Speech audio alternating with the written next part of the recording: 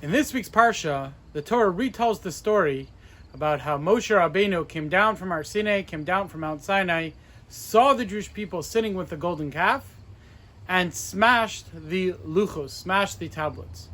Afterwards, God says to him that since you broke the first pair, I want you to make a new pair of luchos, a new pair of tablets. And the obvious question is why? Was it too hard for Hashem to make a second pair? Was Hashem upset with Moshe for smashing the first luchos? The Gemara tells him not. The Gemara says that Hashem said to Moshe, you did the right thing by smashing and breaking the luchos. So why did Hashem ask Moshe to make the second luchos himself? I'd like to answer this question by first presenting the following thoughts. As parents, many of us struggle when we're dealing with our children between balancing helping them with everything they need and teaching them to do things for themselves.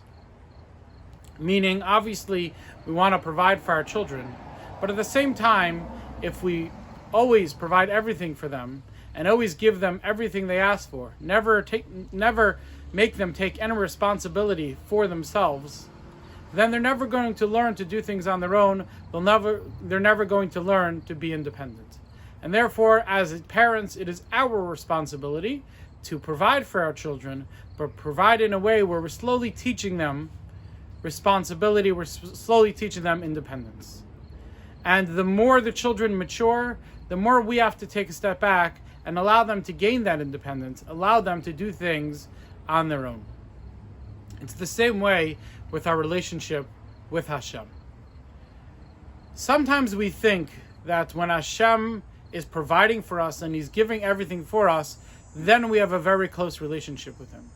But when Hashem has taken a step back, Hashem is not providing for us, we're struggling and we're being presented with various challenges, that means our relationship with Hashem is not as close. But I think, in fact, the opposite is true.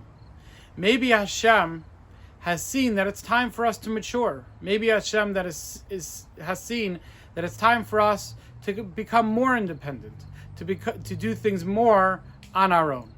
Obviously, Hashem is always providing everything for us. But as we mature in our relationship with Hashem, that relationship changes from a situation where everything is going great and Hashem is providing everything for us. We're having bread falling from heaven at our doorsteps. And then as we go on in life and as we mature, Hashem says, okay, good. Now you could do things on your own. I don't need to provide everything from you. I don't need to make things so easy. And I want you to mature in your relationship with me to a point where even when I'm not providing you as much as I was, at least in an open way, you're still able to connect to me in the same way. Maybe that's the lesson that Hashem was telling Moshe. Of course I can make another pair of luchos. I can make another pair of tablets. That's not effort for Hashem. But Hashem is now saying to Moshe, you've reached the next step in our relationship.